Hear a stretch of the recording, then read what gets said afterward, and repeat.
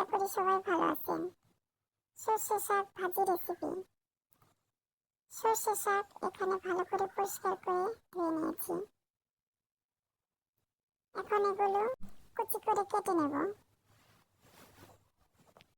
এই তো কুচি করে কাটা হয়ে গেছে। এখন রান্না করতে চলে যাব। কড়াইতে সরষের তেল দিয়ে দিলাম।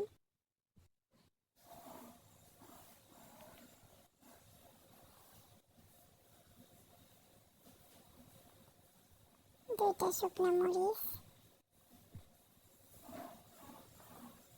তেলে নেব।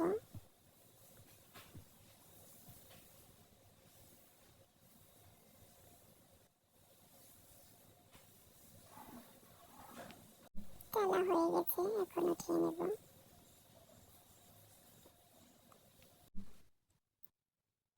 পেঁয়াজ কুচি, রসুন কুচি এবং দুই চারটা কাঁচামরিচ কাটা এর মধ্যে দিয়ে দিলাম।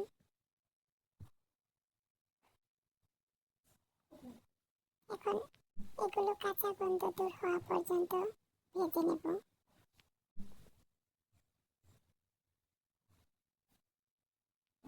হালকা বাদামি কালার হওয়ার পর্যন্ত ভেজে নেব। এখন এর মধ্যে শাকগুলো দিয়ে দেব।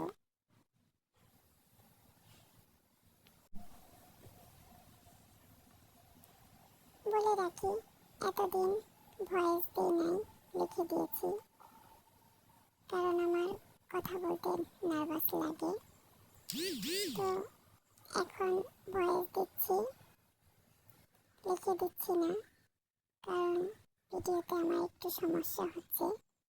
এই কারণে কি করা, নার্ভাস হলেও ভয়েস দিতেই হবে।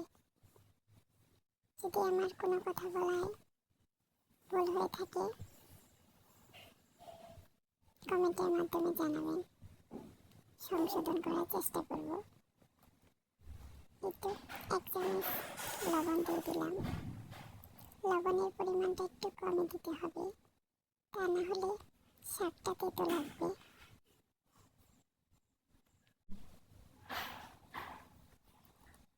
শাকে পানি উঠে গেছে, এই পানি শুকানো অবধি শাকটা রান্না করতে হবে।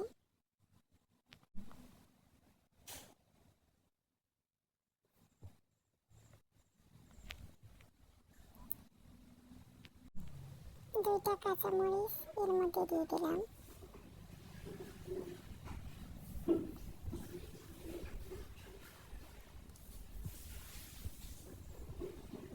এখন আর কিছুক্ষণ শাকটা ভালো করে ভেজে নেব।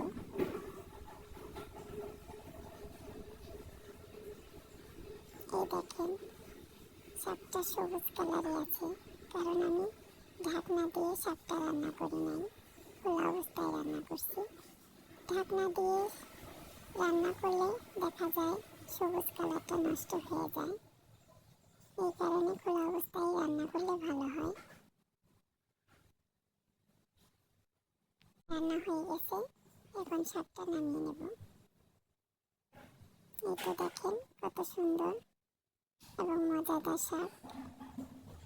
এটা গরম গরম ভাতের সাথে খেতে অনেক মজা লাগে। সর্ষে শাকের শাক ভাজি রেসিপি।